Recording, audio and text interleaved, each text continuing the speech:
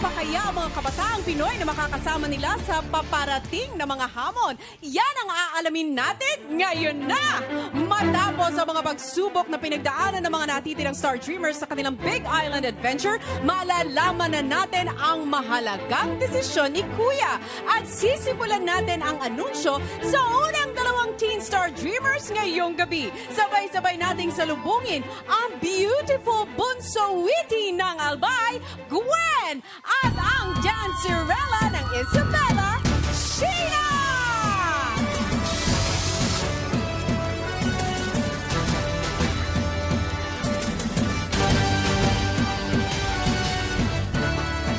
Hi, Gwen and Sheena! Samahan niyo naman kami dito at tumayo kayo sa tabi ng inyong chest.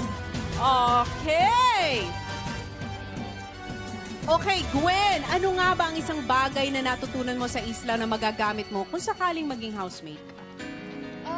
Isang bagay po is yung mga ginawa po namin doon na yung sa pagsindi ng, yung mga gawain na sa bahay, ganon, yung pakikisama. Kasi syempre po, nagkakilala pa lang po kami doon sa island. Kaya, yun po, sa tingin ko po, makakatulong din po yun kasi syempre, makikilala din namin dito pagpasok yung mga waiting housemates. Okay, yung pakikisama ang kanyang natutunan. Yes, B. Oh, ikaw naman, Sheena, ano kaya ang isang bagay na maibabahagi mo sa mga kasama mo kung ikaw ang magiging official housemate ngayong gabi? Ang talaga pong nasa utak ko lang lagi is to never give up. Kasi po, yun nga po, sa mga naharap po namin na challenges sa island, talagang napakita po namin lahat na hindi po kami sumusuko kahit nahihirapan na po kami sa mga task. So yun po, basta po kahit anong challenges po, never give up and never think of giving up. Oh, never think of giving up. Ayun, okay.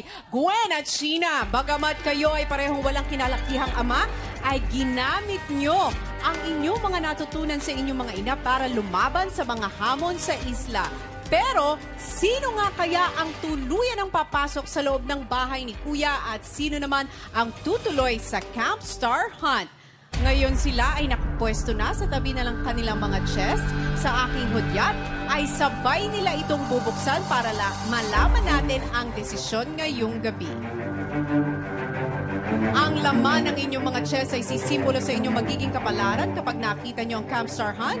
Kayo ay magiging Star Dreamer at didiretso sa Camp Star Hunt. At kapag nakita nyo naman ang logo ng PBB 8, kayo ay magiging official teen housemate na ni Kuya.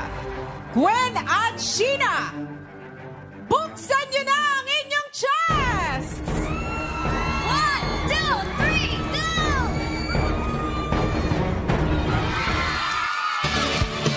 Congratulations, Sheena! You are now an official teen housemate ni Kuya. Ikaw naman, Gwen, ay didiretso sa Camp Star Hunt. Robbie! Let's go, Gwen! Kati na kita ngayon sa Camp Star Hunt. Siyempre, itutuloy mo ang iyong laban. Patuloy ang pangarap. Whatever happens, okay? Ano bang nasa isipan mo ngayon, Gwen?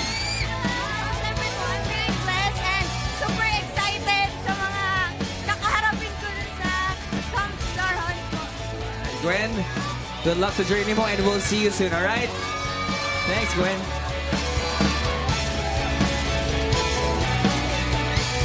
Yes, kasama na natin ang ating first official teen housemate sa gabing ito. Sheena, napatalon? Medyo naiiyak? Okay, Yes. Sheena. Ano ang una mong gustong gawin sa loob ng bahay ni Kuya? Feeling ko po, lilibutin ko po yung bahay ni Kuya. So, ayun po, syempre sobrang di ko po alam, talagang na-excite po ako. Talagang nawala po yung kaba na kanina ko pa po nararamdaman. So, yun po, sobrang saya ko po, sobrang thankful po. Di ko po talaga sasayangin itong opportunity na to. Yes, naku, we're very excited for you. Kaya naman, Kim and Melay, oras na para ihatid natin si Sheena!